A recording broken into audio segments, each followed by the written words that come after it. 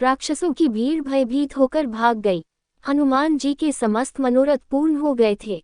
वे विचार करने लगे कि मैंने अशोकवाटिका को नष्ट कर दिया, बड़े बड़े राक्षसों का भी मैंने वध कर डाला और रावण की काफी बड़ी सेना का संहार भी कर दिया, तो फिर लंका के इस दुर्ग को भी क्यों न ध्वस्त कर दूं। ऐसा करने से समुद्र लंघन का मेरा परिश्रम पूर्णतः सफल हो जाएगा। मेरी पूंछ में जो ये अग्निदेव देदीप्यमान हो रहे हैं, इन्हें इन श्रेष्ठ ग्रहों की आहत देकर तृप्त करना ही न्यायसंगत जान पड़ता है। ऐसा सोचकर वे जलती हुई पूंछ के साथ लंका की ऊंची ऊंची अट्टालिकाओं पर चढ़ गए और विचरण करने लगे।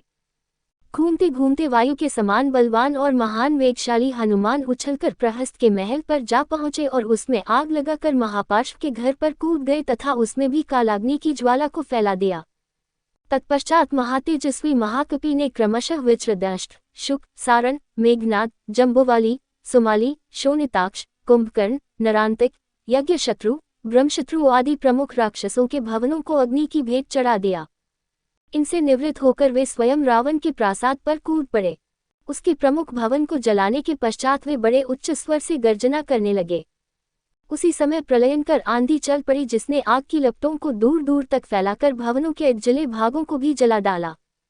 लंका की इस भयंकर दुर्दशा से सारे नगर में हृदय विदारक हाहाकार मच गया।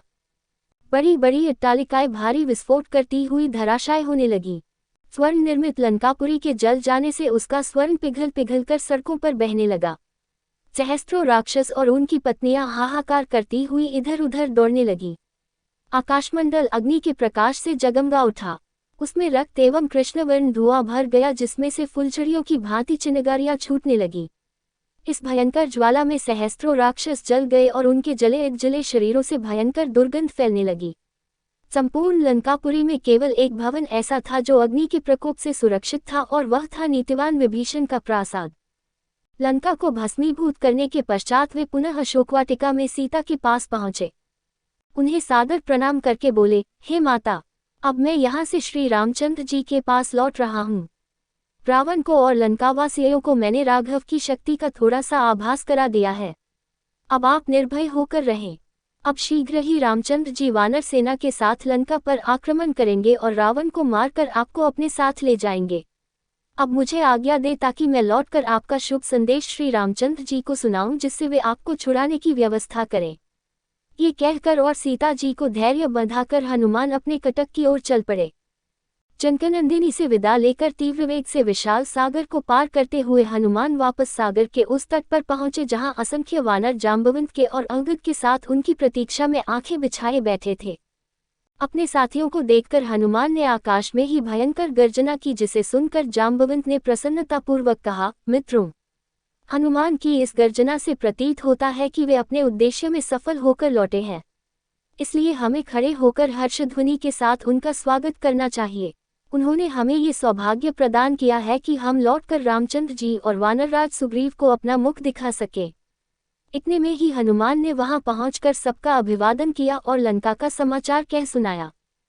जब सब वानरों ने सीता से हुई भेंट का समाचार सुना तो उनके हृदय प्रसन्नता से भर उठा और वे श्री रामचंद्र तथा पवनसुत की जय जयकार से वातावरण को गुंजायमान लगे।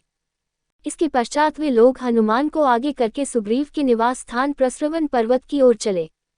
मार्ग में वे मधुवन नामक वाटिका में पहुंचे, जिसकी रक्षा का भार सुग्रीव के मामा दधिमुख पर था।